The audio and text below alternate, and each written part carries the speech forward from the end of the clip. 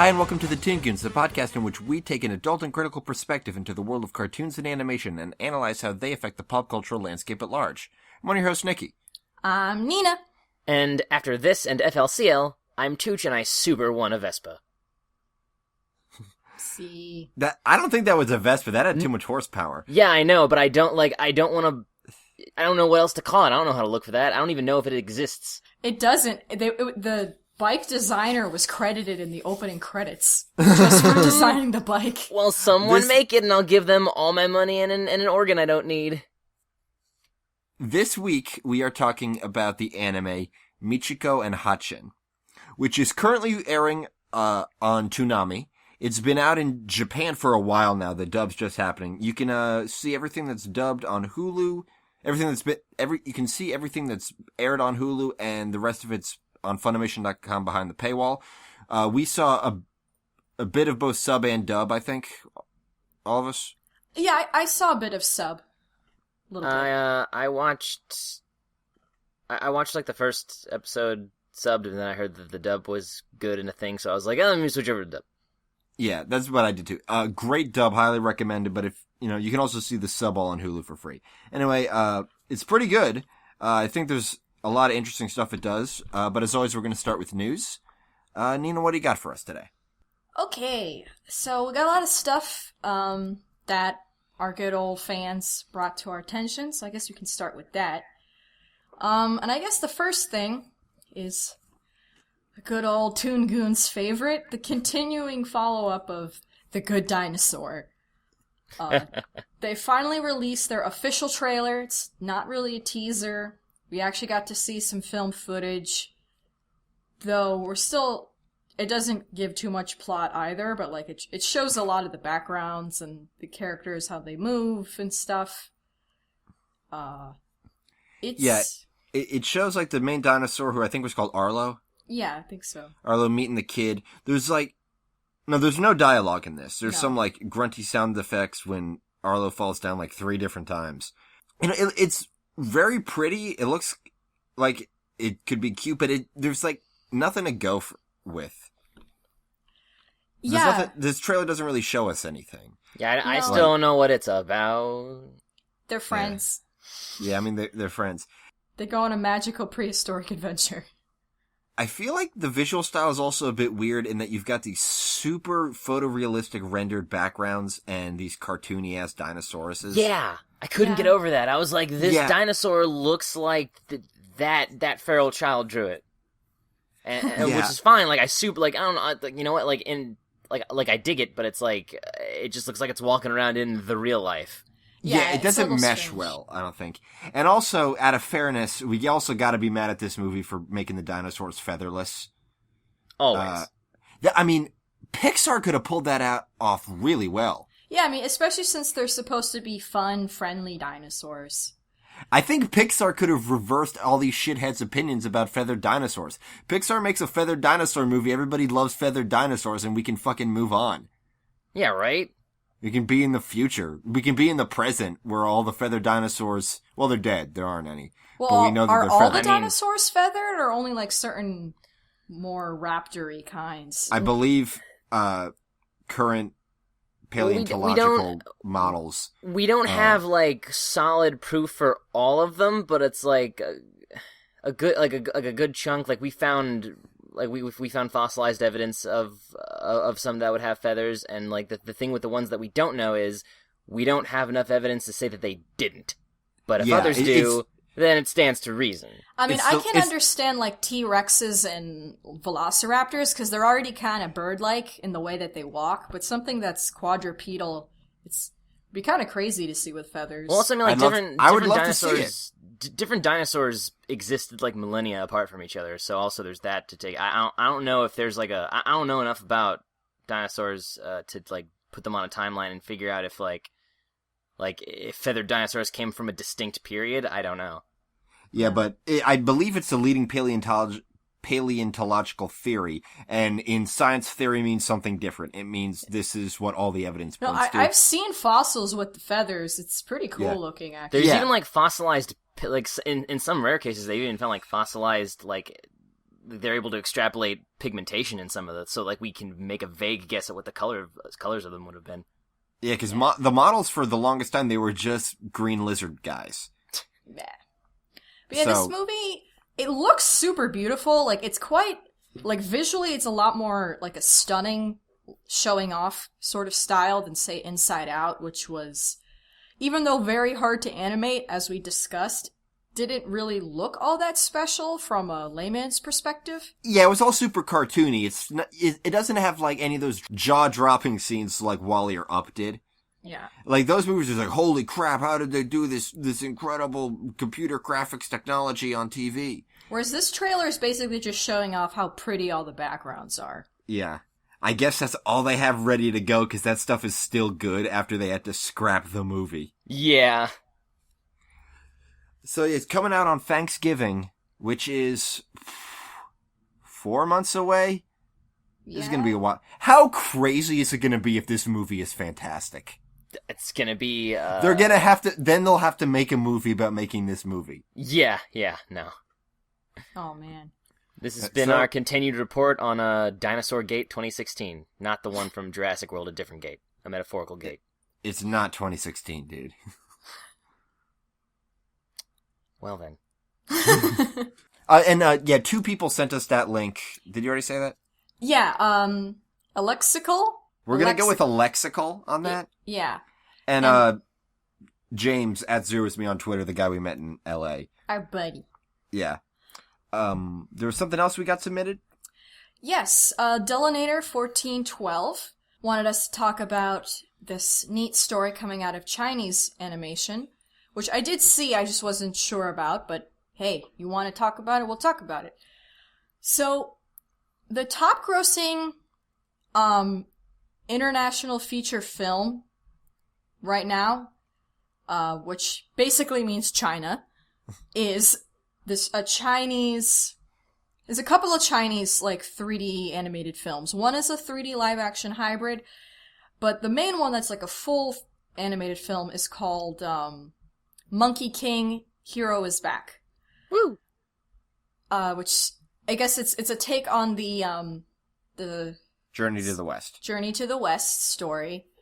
The Monkey King and this cloud and stuff. It's apparently the most financially successful Chinese animated film in history. And it has earned 620 million yuan, which is about 99.8 million American dollars. Which is a lot for a locally produced film. Yeah, in about 2 weeks. The previous biggest maker in China was Kung Fu Panda 2. So, I mean, I guess Kung Fu cartoons are, like, still big. That's kind of cool. I mean, also, like, it's China, and it's a Journey to the West movie, so that makes sense that they would be all about that. Journey to the West is one of the most famous stories ever, and it's the Monkey King, which is the only part in our character most people care about. Because, like, I've read the Monkey King part of Journey to the West, because, like, I mean, he comes back later, but there's, like, a bunch of stuff after is it like the Divine Comedy where there's a bunch of shit nobody cares? Like, most of it is shit nobody has read or because cares basically about. the Monkey King's birth and adventures are a prologue. They basically, like, lock him up in jail. They they drop a mountain on him and he's stuck under the mountain. And then it's like eons pass, and, like, this priestess is on a journey to the west, and a bunch of other shit happens. But then eventually, Monkey King's back, and she finds him, and, like, but I never got that far because the rest of it was pretty dry because there wasn't a monkey man flying around peeing on people. It was pretty great. But yeah, apparently it took the studio, which I'm not sure what the studio's called, about 8 years to make. It had just a budget of $16 million, and apparently a portion of that was raised through a government-run crowdfunding. I guess to sort of build up their own industry. According to one of the people behind the production, we can't afford the huge costs of Hollywood 3D animated films, so we have to find our own edge. Oh, Tian. Which I guess is the director?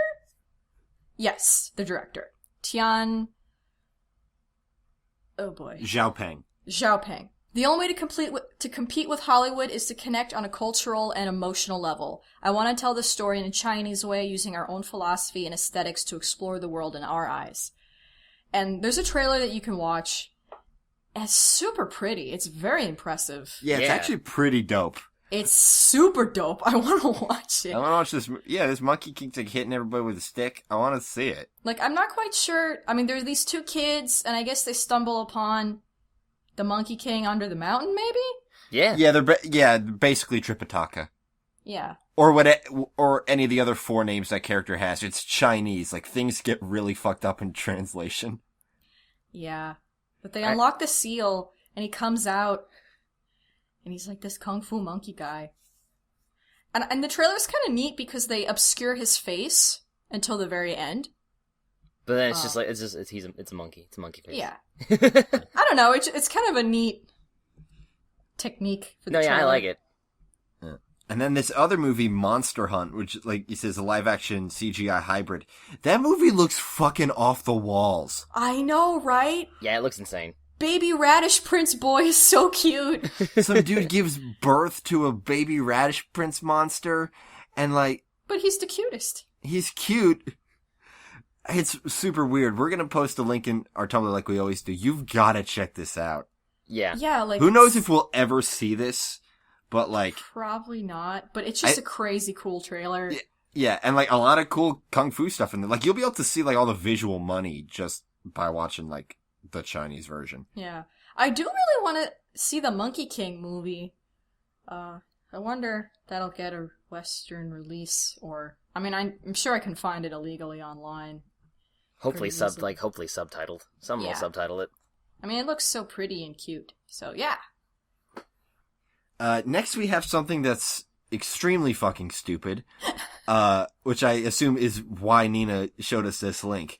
Sony wins bid war over emoji project. Sony Pictures is going to make an animated movie about emoji. And that's like the whole bit? Apparently, this was huge. It was a 3-studio auction. Apparently, Sony Pictures signed a deal with pitchman and director Anthony Leonidas, who is responsible for Boo, Igor, and Lilo and Stitch 2, 3 movies you forgot about. Wait, did Boo ever come out? No, I don't think so. What happened to that one? Why are they crediting him about a movie that didn't come out? I don't know. Okay. Probably because this movie won't come out either. Yeah, this doesn't make any goddamn sense. Like, this is like a joke that The Simpsons would do? Is it gonna be like that one movie that was made up of all, like, product labels? Food Fight? Yeah. Well, not Food Fight. No. I think it was a live-action movie. But they, like, incorporated, like, all these logos from all these different companies and products and stuff. That just sounds like every Hollywood movie. Okay. I still think you're talking about No, I mean, it's Fight. not like product placement. It's like, they like came alive and formed this amorphous mass of moving product logos. That sounds like Food Fight. It wasn't Food Fight. I also do think this movie is going to be Food Fight. Oh, yeah, this movie's probably going to be Food Fight, yeah. It's like, this is a real-life joke that's happening, but it's like a hilarious goof that the idea that a movie studio would be like, what's hip? What do we gotta do to get the kids in the seats? What's big with the young people? Images? Let's do it. So, I'm assuming the hand lady is going to be the main character. Can we get The Rock? Can The Rock voice the winky face? Like, what the... I don't understand emojis, you guys. I mean, they're new emoticons. They're just like, they're emoticons. Yeah. They're new ones. But I don't... And that's fine, but this is really, really stupid. But I don't even get them. There's a smiley face that just doesn't have a mouth, and then there's the hands. It's just 2 hands raised and like little drawing your attention to the hands marks. Like, what? I think it's like, paper football. I don't... We're old people. I'm so old. Even if we were young, this would still be stupid. The dumbest. I legitimately think that this is gonna fall through because it's like, yeah, I mean, we're never gonna this see isn't this isn't the first time that like I've seen in the news. It's like such and such whatever is like set to make a film based off this property that does not warrant itself to film at all. I mean, what the story really is they have the license to do it. Yeah. I don't even think Chris Miller and Phil Lord could pull this off. This is too stupid. Yeah, no. Yeah. Anyway, something that's not stupid. Well, what else we got? Well, how about something I'm not sure is stupid or not? Okay. Yeah. Disney XD is a new show that's coming up September 7th called Pickle and Peanut. Oh, yeah, that's stupid. Yeah. Yeah, I was looking at these screenshots and I'm like, this looks like fish hooks. Same guy. Yeah, but like, that's... I think I've expressed my problems with fishhooks on this show before. Remind us, because not everybody listens to every episode, and also I forget. Okay, so Noah Z. Jones, the creator of fishhooks, basically is only credited with creating fishhooks, and so fishhooks was actually like fishhooks was developed by like the best of the best, and like it had a whole bunch of like basically everybody who used to work on Cartoon Network, Maxwell Adams, C.H. Greenblatt, Tom Warburton, like a bunch of other people, motherfucking Alex Hirsch helped develop it, and all these people, they got all these people to create a cartoon that this guy came up with. Is pile of steaming garbage. I mean, it wasn't like I'm more mad that it's mediocre. Because that floors me that it's so mediocre, but it's got all these amazing talents behind it, making some of the best shit on TV. Like still, yeah. Justin Roiland was a writer on it. Yeah, Justin. I mean, I guess the only significant thing is that it's what introduced the world to Justin Roiland. I mean, I guess. Yeah. Well, it's a buddy comedy about a pickle and a peanut. Who are like superimposed photos with like faces drawn on them. Yeah. In a different Photoshop layer. Yeah, so it's Fishhooks guy and also Joel Trussell, the Yo Gabba Gabba guy. Which apparently Yo Gabba Gabba is pretty good for preschool stuff. Yeah. Yeah. I've never watched it. Is made by the guy who made the Aquabats. Like that guy. Aquabats dude. Yeah, so and the Brothers Chaps worked on both of those. Yeah. So we'll be Strongbad was just in an episode of the Aquabats? Yeah, man. Well, like Matt Chapman just dressed up as Strongbad. Yeah.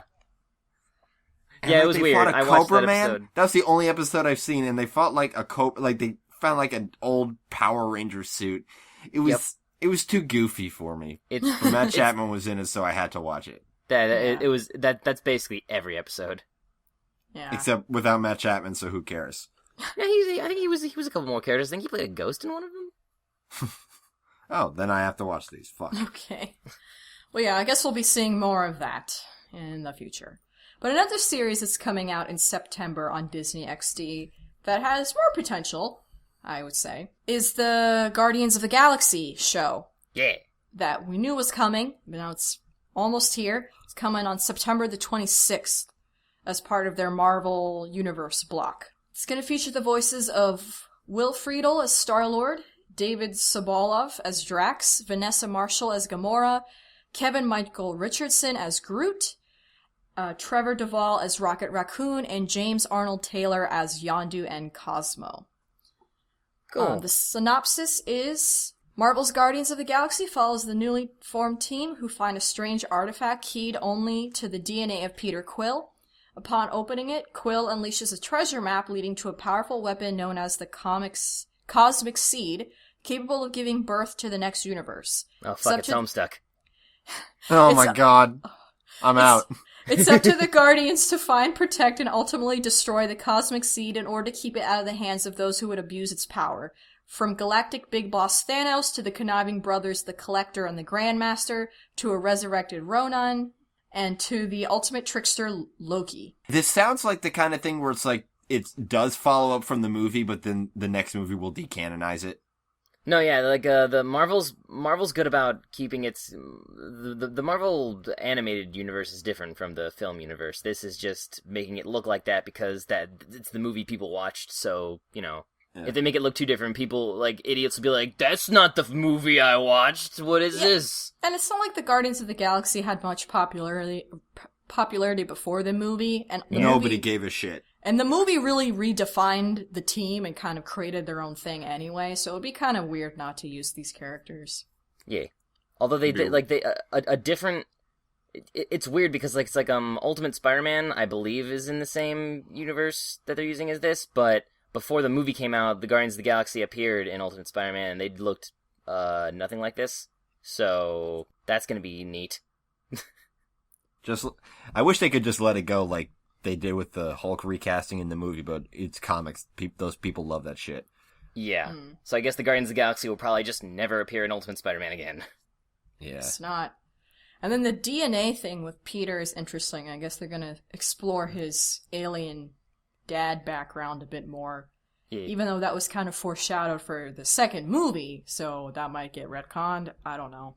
Well, I assume that Marvel's, like, the various productions, like, working in tandem to, like, make sure nobody steps on each other's toes. Like, somebody's got to be looking these over and approving them, so I'm sure it's nothing that outrageous and stupid. Yeah. Hopefully we'll see more Gamora being cool and not just whatever she was doing in the movie. She was just not much. Yeah. Hopefully she can do more fun stuff. Yeah. And I got a piece of news. Okay. Those sons of bitches at Adult Swim canceled China, Illinois. Oh, fuck. That's kind of it. Brad Neely made a tweet about it, but I think he's working on a new show called TV Sucks. I think it was a goof. Oh. I mean, like, it got 3 seasons. It got 3 seasons. And it's a weird-ass show, man. Like, that wasn't gonna last forever. I'm amazed it got 3 seasons. Yeah. To be fair. I mean, that'll be easier to cover now that it has a definite end. Yeah. Yeah, it will. And maybe he'll make another Quiblo cartoon on his YouTube. But yeah. Who knows? I'm sure he was kicking himself when he put after he put a number on that. Yeah. I think that's all we got for news. You can always send us news stories you think are cool via the ways to contact us, which I will rattle off at the end.